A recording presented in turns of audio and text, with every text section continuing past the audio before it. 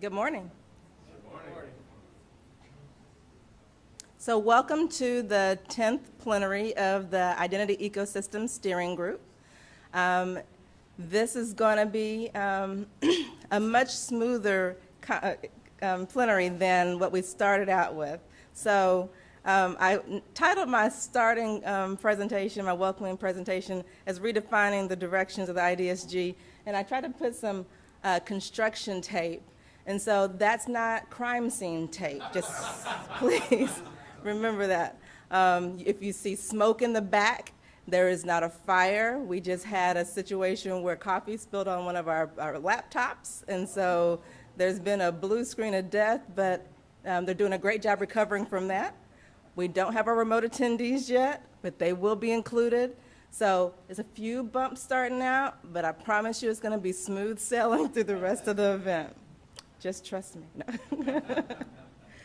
No. So it's amazing. I've heard a lot of comments in the last, since yesterday, people talking about it's your 10th plenary. It's a lot of plenaries. And so, we have been around for a lot longer than it feels, or maybe some of you feel like it's been longer than what it's been. But I wanted to kind of get us started with just a reminder. There are some new people in the room, so I'm going to kind of ask some people like to stand up and those kind of things, just so that people can kind of have faces to things. But our membership, we are around 200 plus firms and organizations and about 60 individuals, and we have representation from about 12 different countries, probably not in this room, but at this plenary, we have 100, as of last Friday, we had 115. Actually, that's not correct. Just ignore. We had 115 registered attendees. 89 were in person. So this room will probably have about 100 by the time we're done because some people registered late. And then 26 remote, and that number has gone up as well. So a lot of people have decided to join remotely. And usually we have about 50 to 100 remote attendees. So it's really important. The reason why we took that extra half hour was to try to get our remote attendees engaged. We really need to have the feedback of our broader membership to be able to be effective. I'm the plenary chair, Kim Sutherland. I'm still using little until I get you all used to Kim Sutherland, but I really don't want to use it anymore. So I'm Kim Sutherland. And Andrew Hughes, could you raise your hand, Andrew, or stand up, is the vice chair. On the Management Council, Peter Brown is not here with us. I think he's no longer flying across Atlantic, but he was traveling this time. But we have our newly elected Vice Chair, Jeremy Grant, who's here. And then we have our Management Council delegates. If you're a Management Council delegate, could you stand up too? Thank you. So we had our newcomers orientation, which we've renamed the new members orientation to newcomers orientation, and we wanted them to be able to have some faces, and so that's to the names that we talked about and the types of roles. So that's kind of why we're asking you to stand up. And then we have 9 active committees that are a part of the IDESG, and we had 3 recent elections, so I just wanted to let you know those. So we had elections with our healthcare committee. The chair is Dr. Tom Sullivan, the vice chair is Adrian Groper, and the secretary is Jim Cray. Could you guys stand if you're in the room? Thank you. Our security committee, the chair is Adam Madlin, the vice chair is Sitarama Durba, and the secretary is Adam Migas. Are any of you in the room? And I know that Adam is actively involved remotely, so he's been in meetings since 9 o'clock this morning remotely, and he's going to join us in part of a later presentation remotely as well. And then we have, and we can have a sing-along as well. And then the Standards Committee also had elections. The chair is Kathy Tilton, the vice chair is Paul Grassi, and the secretary also is Adam Migas. And Adam, if I'm saying your last name wrong, I'm sorry. Can you stand? Thank you. Okay, so there have been, all of that has happened since the last plenary. That's just part of it. So we are now in our 3rd year of existence, and we, as you all know, we stood up the IDESG Inc., our 501c3, But since the last plenary, we also received our funding. So we do have funding. Our year one funding is $1.6 million. Our total project funding is $4.5 million.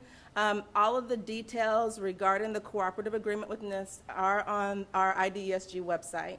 So you can go into, we're trying to have it in two spots, one under the About, where you can see things like our rules of association and our bylaws and our leadership, and then also it's in our documents repository. So that is available to you. We're maturing in terms of organizational governance and policies. We're having to put together policies that we haven't had before as an organization. So for example, having a travel policy for employees. We've never had employees before, so that's a new thing. There are also policies that we will be developing in terms of member conduct. We'll try to figure out how to deal with those types of things. You know, as we continue to grow, we have a very, very diverse organization with very different perspectives often, and we're very passionate, and we get very heated.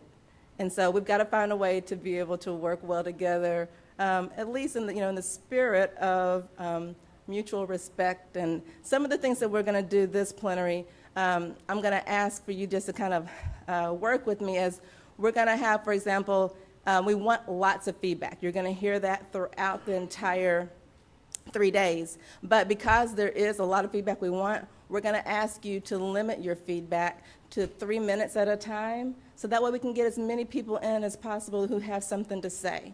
So it's not intended to try to limit what you say, but we just want to hear everybody. So that's going to be one thing that's a little bit different. And please make sure that as you share your comments that it's not to be derogatory to another person or something to that extent.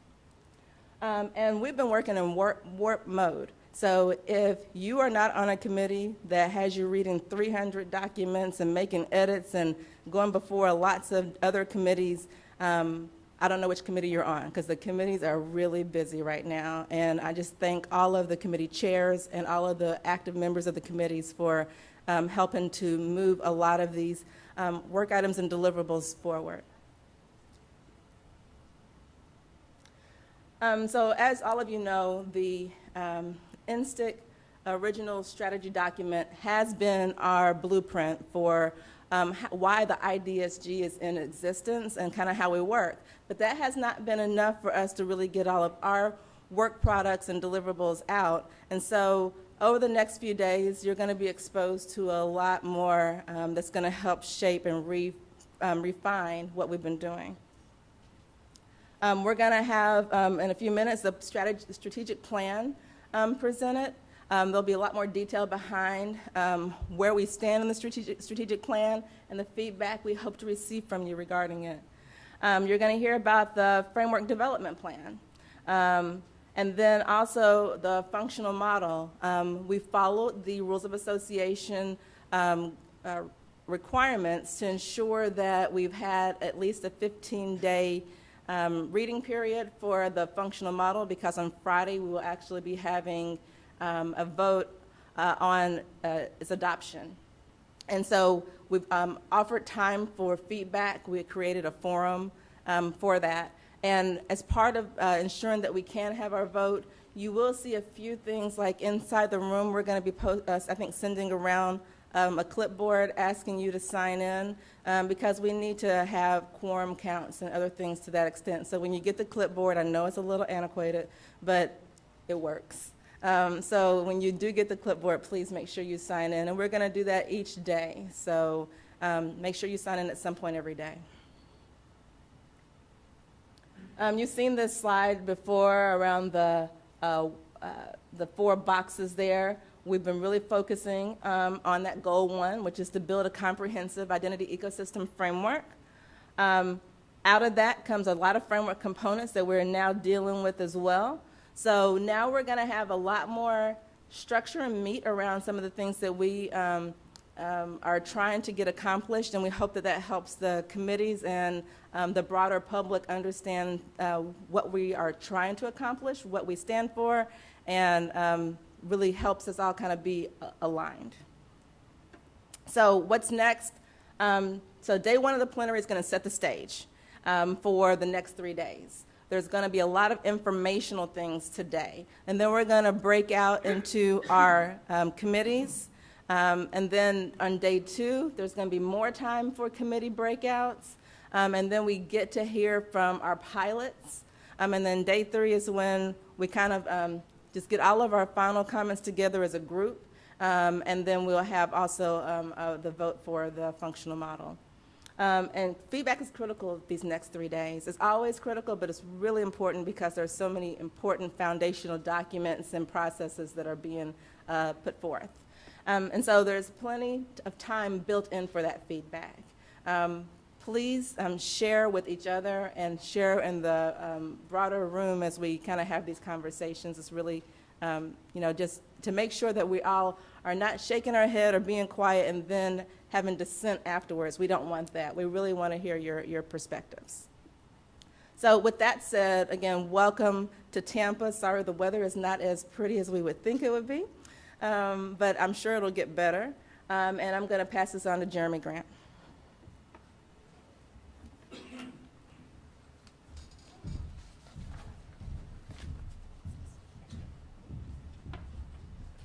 Thanks, Kim, and good morning, and thanks to all of you for coming here. I hope we've got folks online as well. If not now, then soon. So here we are, the 10th in-person meeting of the Identity Ecosystem Steering Group. I wanted to start off by also saying thanks to the folks from the Global Identity Summit for offering to co-host this meeting. They were kind enough to give us free space here in the Tampa Convention Center, as well as the chance to be working alongside a major identity conference and hopefully recruiting a few new people in from it over the course of the time. It's great to get this kind of support from the community. I'm real excited for the next 3 days, not just because we're here together again, but also because the last few months have had a whirlwind of activity that the steering group has us really right now in an excellent position to accelerate the pace of work around creation of an identity management, identity ecosystem framework. It's certainly taken us a while to get here, and I think while it's been frustrating at times with the pace and whatnot, I won't say that it's been a huge surprise. The diversity of participants in this organization and the scope of what we're trying to accomplish makes it quite challenging to keep the group moving forward. When we first launched the NSTIC back in 2011, I asked a number of people for advice, and Leslie Harris, who was then the head of the Center for Democracy and Technology, the CDT in Washington, her advice to me was get a giant spray bottle and a huge bale of catnip, because this is going to be the largest cat herding exercise anyone has ever seen.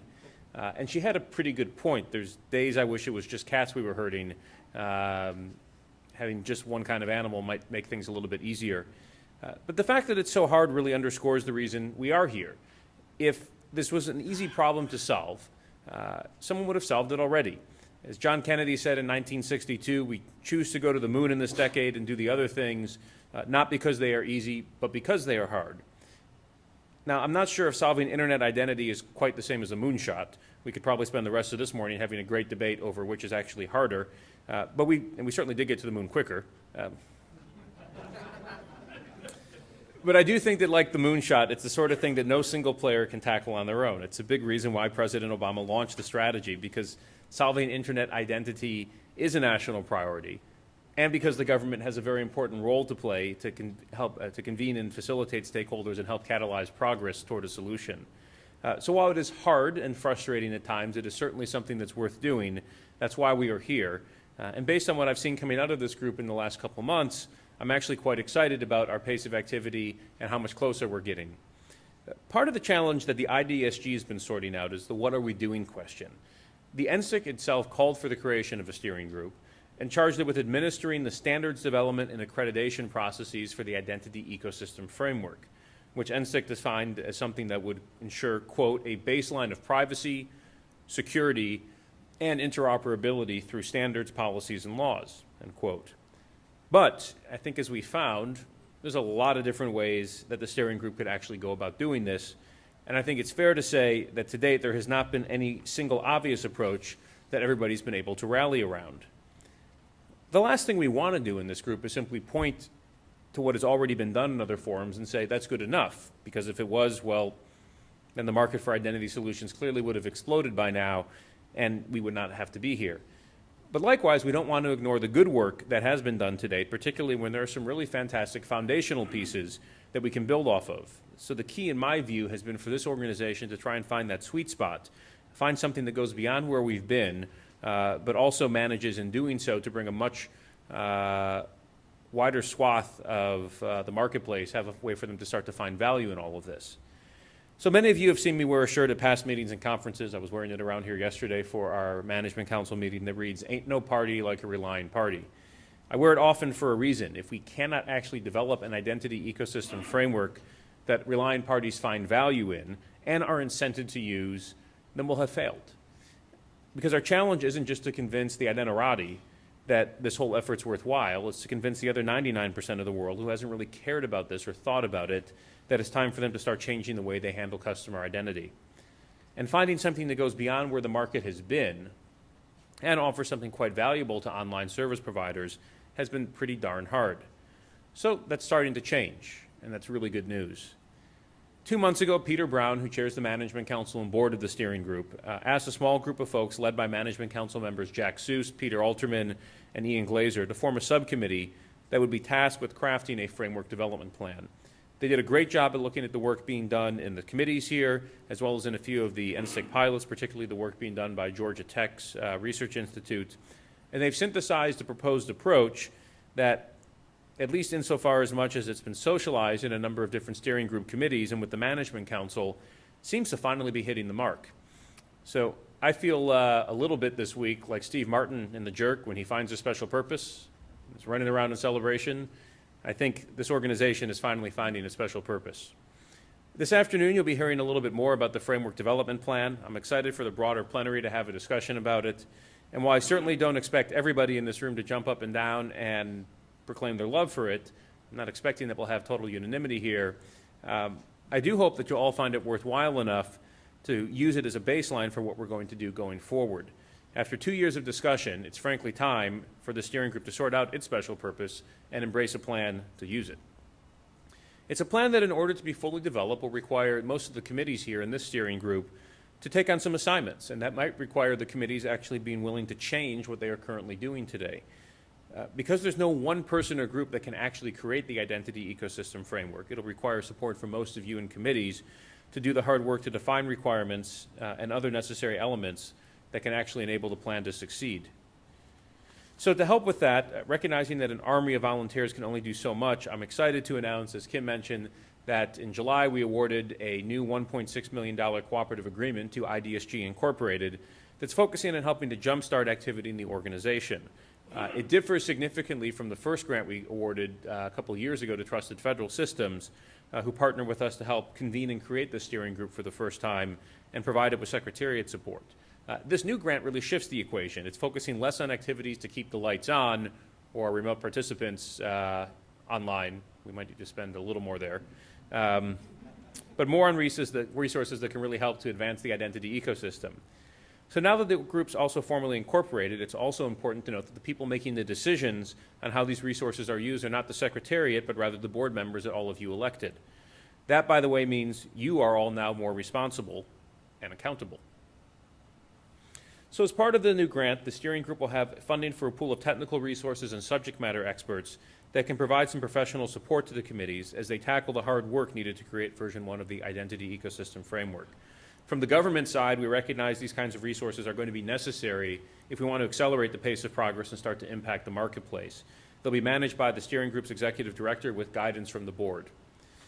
The grant's got 2 option years, meaning this organization is in a position to continue to get federal support until the summer of 2017, although, as I think Kim mentioned, it assumes that government dollars will start to be augmented each year with more and more outside funds, which furthers the transition of the steering group from an organization primarily supported by the U.S. government to one that is self-sustaining.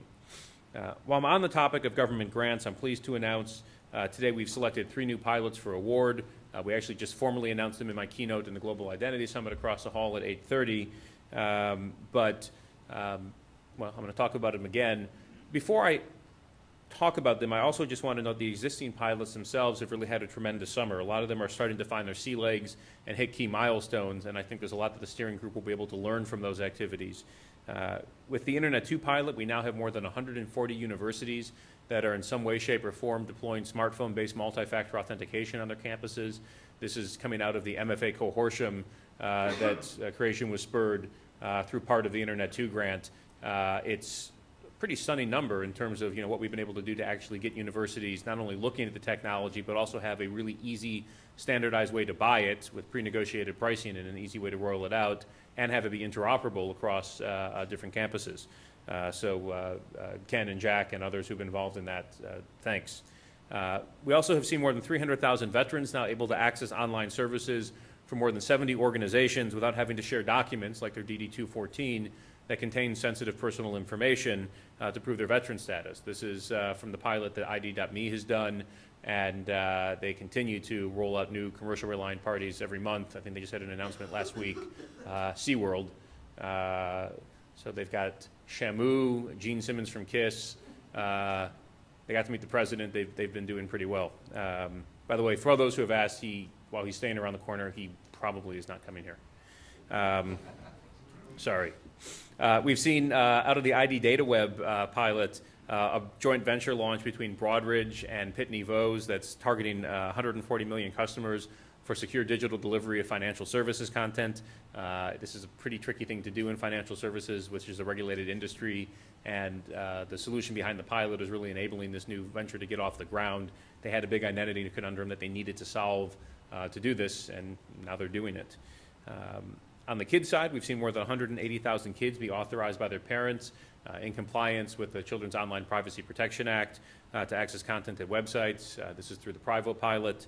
And very shortly, Inova Health Systems Northern Virginia, through the AMVA pilot, will enable about 1,500 patients to start securely obtaining their personal health record, leveraging validated attributes coming from Virginia's DMV.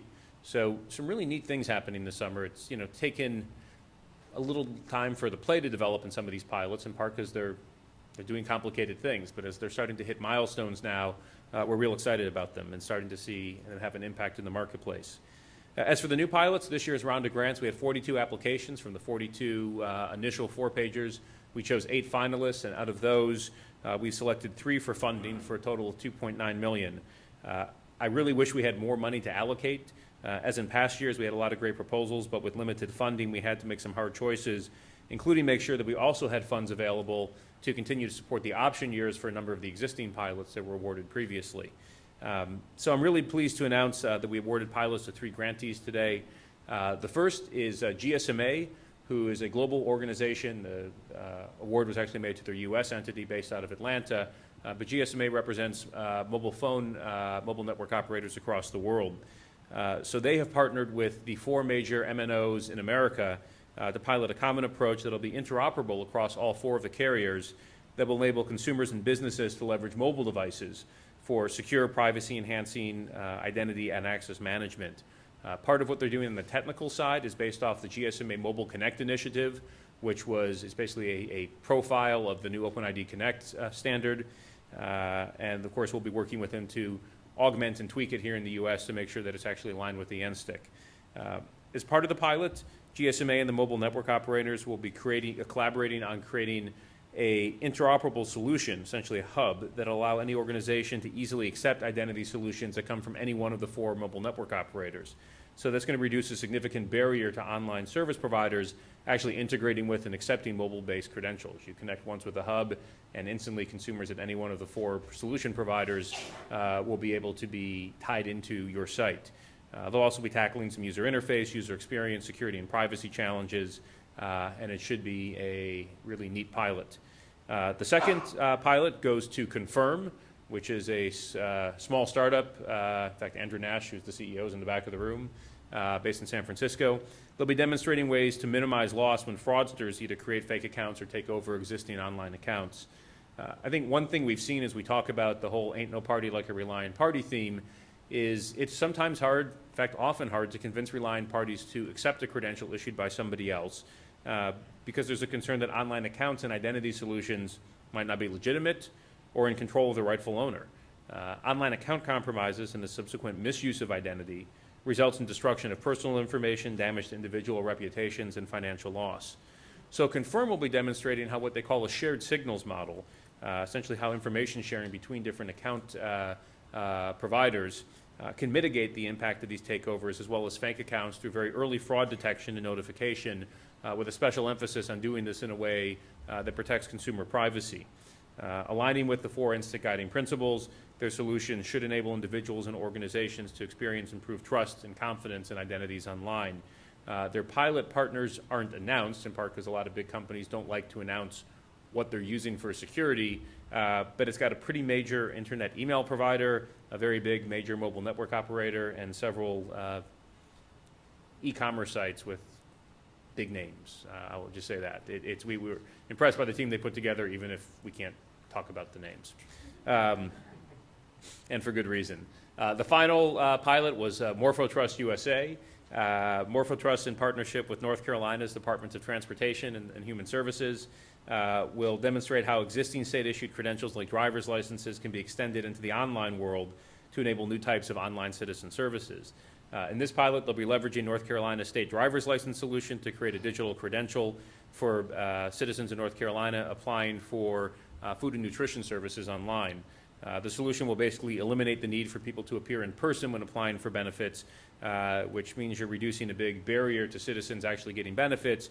It also can help cut down on fraud and reduce the cost to the state while giving beneficiaries quicker and easier access to their benefits. So please join me in congratulating the 3 new pilots. So, and with that, I'm really eager to get started with the meat of the steering group gathering, and I will thus hand it back to Kim. Thank you.